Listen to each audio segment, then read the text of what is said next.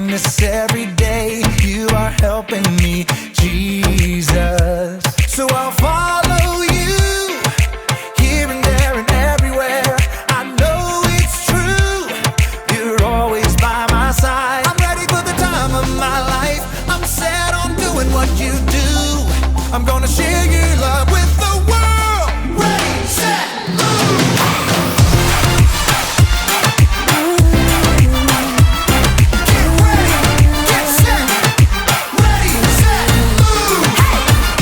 You've been with me from the start. You're the one who knows my heart. You are there for me, Jesus. You are showing me the way, love and kindness every day. You are helping me, Jesus. So I'll follow you here and there and everywhere. I know it's true, you're always by my side. I'm ready for the time of my life. I'm set on doing what you do. I'm gonna share your love with the world. Ready, set, move. Hey!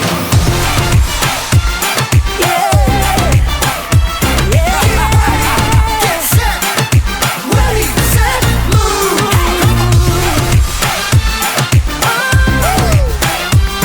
Get ready, get set, ready, set, here we go. I'll do what Jesus told me. Believe what Jesus showed me. Love 'cause Jesus loved me. We trust that He is with us. No, He will never leave us. Let's shout what He did for us.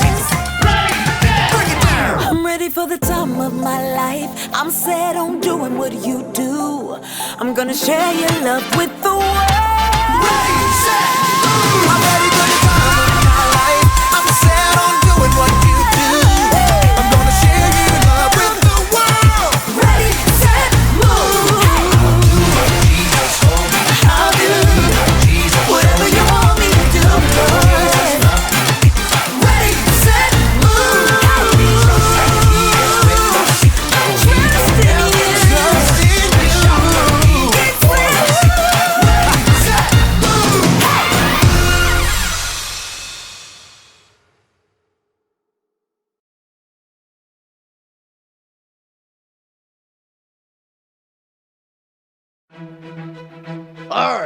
Ahoy, matey! Welcome to Story Lab. This week we're talking about faith while we take a look at the story of an epic journey by sea. Land ho! Land ho!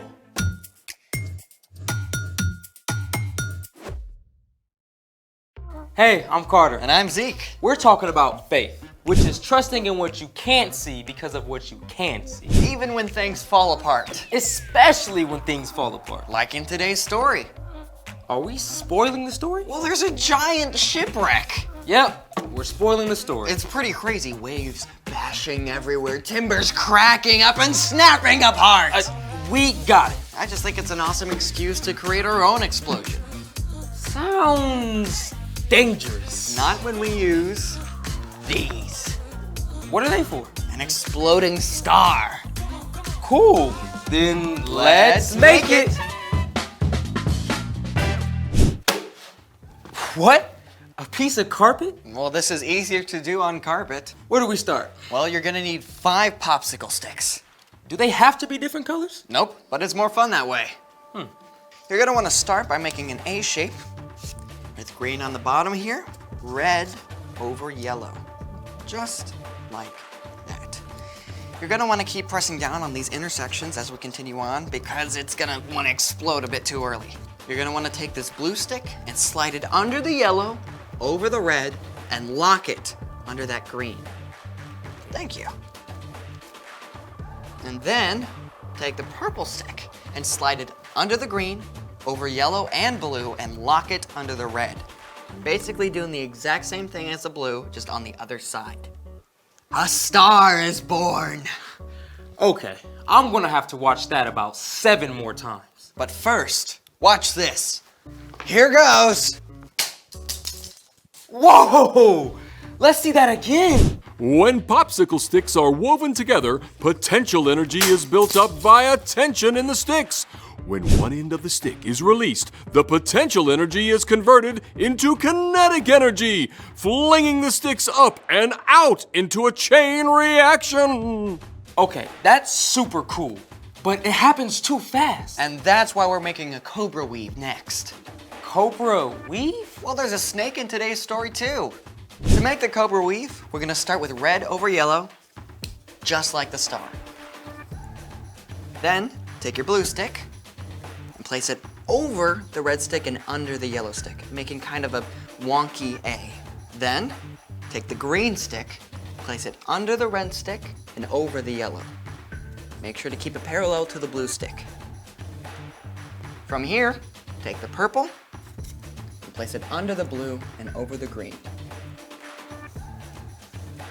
Take the orange and place it under the yellow and over purple.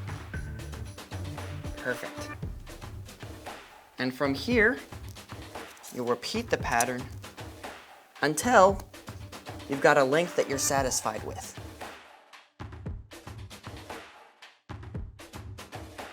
What happens now? Release the cobra! Wow! Oh, I gotta see that again. So much wreckage! Speaking of which, it's time for... The story before the story. Today, we're in the book of Acts, which tells the story of the early church. But before Acts, way back in the very beginning, out of a deep, deep love, God made an amazing world. But when people turned away from God, the world was broken. God made a plan to draw people back into relationship. So at the right time, God sent Jesus, God's very own son, to live among us. Jesus gave up his life and was killed. But on the third day, he rose to life. After Jesus returned to heaven, the early church grew quickly.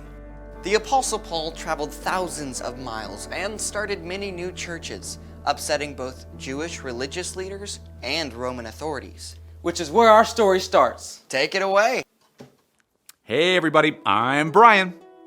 Our friend Paul told the story of Jesus everywhere he went, even when it got him in trouble. At last, a Roman commander had Paul arrested. When some men plotted to take Paul's life, the commander had Paul taken to the governor in Caesarea. Here, Paul was kept for 2 years. Finally, when unfair accusations were made about him before a new governor, Paul demanded, I appeal to Caesar. Now, Paul was a Roman citizen, and it was his right to get a fair trial before the ruling Caesar. But that meant an epic and dangerous trip all the way to Rome. Paul and several other prisoners were handed over to a centurion of the imperial regiment. I am Julius. Hail Caesar! So the men set sail, eventually making it to a harbor called Fair Havens. Paul warned Julius and the crew. Men, I can see that our voyage is going to be disastrous and bring great loss of ship and cargo and to our own lives also. The pilot and ship's owner disagreed. This is a terrible place to spend the winter. We should sail on to the harbor at Phoenix. Julius listened to the pilot and the ship's owner instead of Paul, and when a gentle south wind began to blow, they jumped at the chance to set sail once more. Anchors away! But within a short time, that soft breeze became a stiff wind, and finally whipped up to a hurricane-force gale. The ship was caught up by the waves and driven by the wind. After many days, the crew feared the ship would be torn apart and sink. They even threw cargo and the ship's tackle overboard to lighten the load. We're doomed! Even though everyone else had given up hope, Paul stood strong and continued to talk with God. At last, he addressed the crew and passengers. You should have taken my advice not to sail from Crete. Then you would have spared yourselves this damage and loss. Paul was not above a good "I told you so." Keep up your courage, because not one of you will be lost. Only the ship will be destroyed. Last night, an angel of God told me, do not be afraid, Paul. You must go on trial in front of Caesar. God has shown his grace by sparing the lives of all those sailing with you. I have faith in God that it will happen. However, we must run aground on an island. That night, 14 days into the storm, the ship approached land. Fearing they would be dashed on the rocks, the sailors dropped the anchors. When daylight came, they decided to make for the shore, but the ship hit a sandbar. The ship began to break up. If you can swim, jump overboard. Otherwise, grab what you can and hold on. Everyone did as Julius commanded, and miraculously, all 276 people on board made it to shore alive. They discovered they had reached the island of Malta, where the islanders welcomed them with a roaring fire. As Paul tossed some brushwood on the fire, a snake bit his hand. The islanders were sure he would die, but Paul simply shook the snake off into the fire. When nothing happened to him, they decided he must be a god. There on Malta, Paul prayed for the chief official's father, and that man was healed of a fever. Through the help of God's Spirit, Paul healed other sick people on the island too, and the islanders gave Paul and his fellow passengers everything they needed. The end. Arrest? Prison? Shipwreck? Snake bite? Ah, man, it's like Paul was just a magnet for terrible things to happen. Yeah. In a letter to the church in Corinth, Paul even wrote down an epic list of all the awful things he had experienced, but through it all, Paul knew that God was right there with him to give him courage and strength. So, what's our part in the story? Well, you probably haven't been shipwrecked or bitten by a snake recently, at least let's hope not. But like Paul, you could probably make a list of all the bad things that have happened to you, or things that you're facing right now. Maybe a family member is really sick in the hospital. Or maybe some kids in the neighborhood are being mean to you. Maybe the pet your family has had since you were a baby just died. Or you've got to get a cavity filled at the dentist. Whatever happens, no matter how bad it is, you can have faith that God is right there with you. Yep, God will never, ever leave you, no matter what. God always loves you and promises to give you the resilience to make it through. When bad stuff happens, keep talking to God. Keep holding on. And God may not make the bad situation go away, but God will walk with you right through the middle of it. Yeah, I think you got it. See you next time. Here's the thing. When bad things happen, God is with you. Man, it looks like a shipwreck in here. I got an idea. Star Wars? Oh yeah! Hey, thanks for joining us in the Story Lab. See you next time. Back here, Zeke. Gotcha.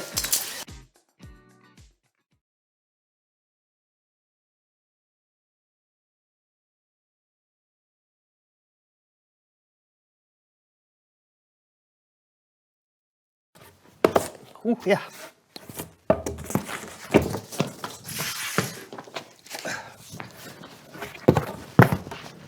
Whoa!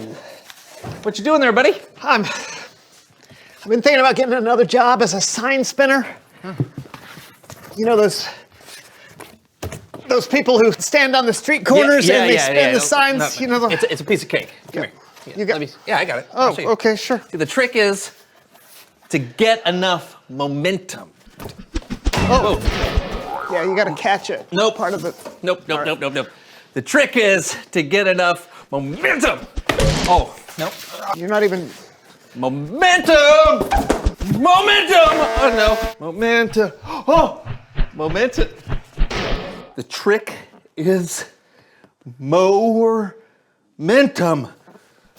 Oh. No! Okay, it's okay. It's okay. No, No, it's tough. not! Okay. Let's do it this way! Ah! Oh! No!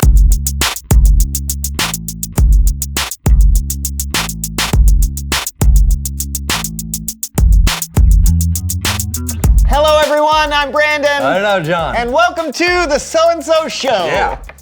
What you got there, pal? Oh, I got a personalized bobblehead of me. I like it because he always agrees with me, don't you?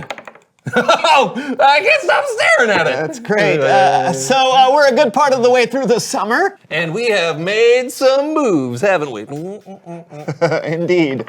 Hey, but that got me to thinking, almost all of us use a GPS on our phone nowadays when we move places. But have you ever wondered who the voice was behind the GPS? Oh, yeah, that's a great question. Who is the voice behind the GPS? Well, we're gonna find out today. Please welcome someone who knows stuff.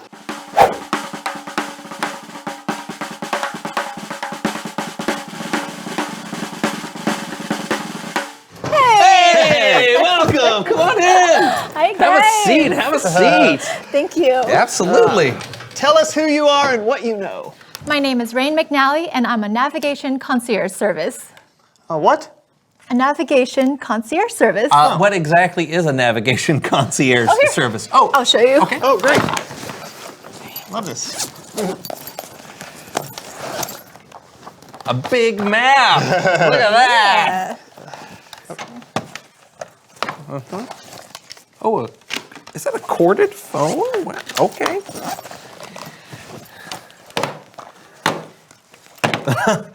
Okay. That's a lot of phones. So whenever someone needs directions somewhere, they just share their location and call me. Oh, that sounds Complicated. yeah. Oh, it's not that bad, actually. There's no reason why your GPS should be so impersonal.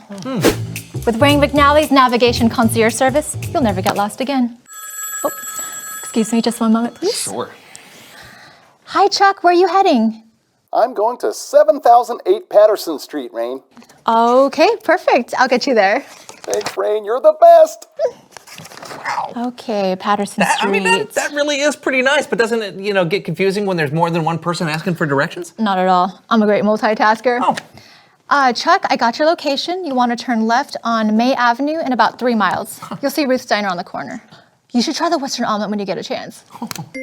One second, Chuck. Where you headed, April? I'm trying to get to Lassiter's grocery store on the corner of Orange Street and Apple Road. All right. Go ahead and turn left on the Blockus to get started. All right, thanks, Rain. Amazing. Yeah. Thanks. Chuck, you're gonna want to make a right at the next stop sign. Rain, you're the best. Sure thing. So, Rain, Hey, Sally, where are you heading? Going to 465 Tolbert Street. Do you mean Talbert? No, Tolbert Street. All right. Just go straight. Wait. It's becoming a gravel road ahead. You'll be fine.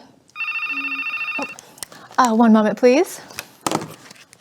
Hey, Graham. Hi, I'm looking to get to the Empire State Building. Well, just go north. North? North. What? Where am I? Oh, no. No. April, you've gone too far. Turn around. You're gonna make a U-turn. But I'm on the interstate. On the interstate? How'd you get on the interstate? Hey, I went down that gravel road and now I'm stuck in a creek. Well, it's... And there's a bear! Oh, what? Hey, Rain, help me get home. You need to learn how to get home, Bird. How do you not know how to get home? Give a man directions, get him there a day. Teach a man directions, he could find his own way. Wait, We've been what? over this. Just use your best judgment. April, what are you doing? You told me to do a U-turn. On the interstate? Yes. Actual interstate. Turn back around, that's not safe. Are you okay? I see flashing blue lights. What? Hey, Kid Bears climb trees! Which way is the Empire State? North? You said Please, north, I right? just want to go home. Rain, what should I do? I'm just sitting here in the interstate. Pull over! Everyone, pull over! Thank you, everyone, for using Rain McNally's Navigation Concierge Service, getting you here, there, and everywhere.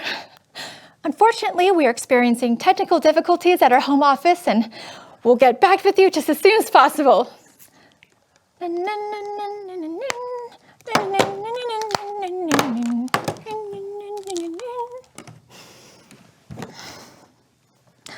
That was a disaster. Yeah, I'll say. I'll say that it could have been worse. I think it's a thoughtful idea. Oh, yeah.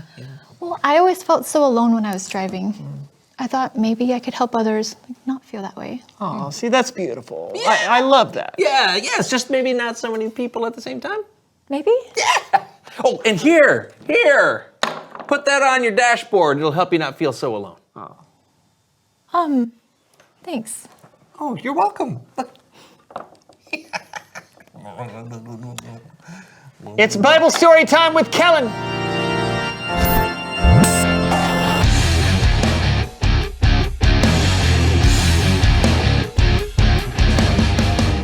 Hello, friends. Oh, he called us friends. Well, yeah. You are my friend, buddy. Kellen? Yeah. Yeah, you're my friend too. Well, now that we've established that, Kellen, have you got a Bible story for us today? I sure do. Well, then take it away, friend. Our story today comes from the book of Acts. After Jesus was resurrected and left earth, a bunch of people heard the good news about Jesus and began to follow him. They started something called the church. Maybe you've heard of it? One of those earlier followers of Jesus was named Paul. Now, Paul taught a lot of people about Jesus, and some people didn't like what Paul was doing. So much so that they had him arrested. We pick up the story today where Paul is a prisoner on a ship. He's being transported a long way through the Mediterranean Sea to Italy. When they arrived on an island named Crete, Paul had a message for the commander of the ship. I can see that our trip will be dangerous. The ship and everything in it will be lost. Even our own lives will be in danger also. Well, you're the pilot. What do you think? We'll be fine. We'll be fine. Well, they began their journey. And it was exactly as Paul said. There was a terrible storm. Hold on! I'm trying! We need this ship to lose some weight! Start throwing supplies overboard!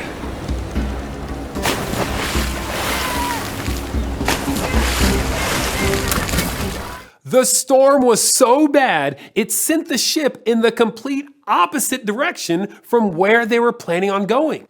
They ended up just drifting with the storm for days. After that, Paul was visited by an angel and had some good news. I beg you to be brave. Not one of you will die. Only the ship will be destroyed. Say what? I belong to God and serve him. Last night, his angel stood beside me. The angel said, "Do not be afraid, Paul. God has shown his grace by sparing the lives of all of those sailing with you. Men, continue to be brave. I have faith in God. It will happen just as he said. But we must run the ship onto the beach of some island." Say what? The beach of some island! Now, the people on the ship were probably feeling a little terrified at this point, but Paul knew, even in the craziest of storms, God was with him. And because he knew that, he was able to remind others as well. Paul blessed food and gave it to the crew, and that gave them some hope. The crew then cut the anchors from the ship and set sail for the beach. But before they reached the beach, they hit a sandbar. The ship could not move, and the back of the boat was broken into pieces by the waves.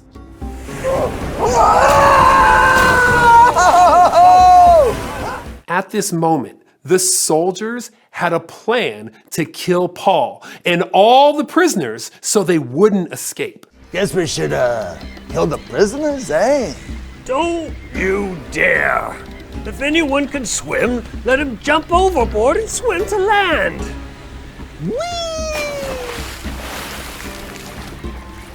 And it happened just as Paul told. The ship was destroyed, but everyone was saved. When they reached the land, it was cold and raining, so they built a fire. But while Paul was sitting there, one of the craziest things happened.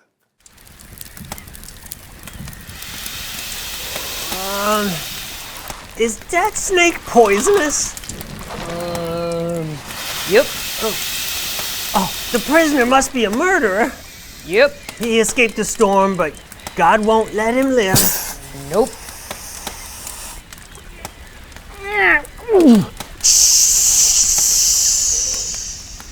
He's definitely going to die. Yep. Nothing's happening. Nope. He must be a god. Crazy things kept happening to Paul.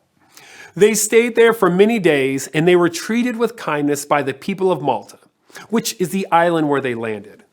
And with God's help, Paul also was able to heal so many people on the island. After they stayed on the island for some time, they boarded a ship and they continued on to Italy.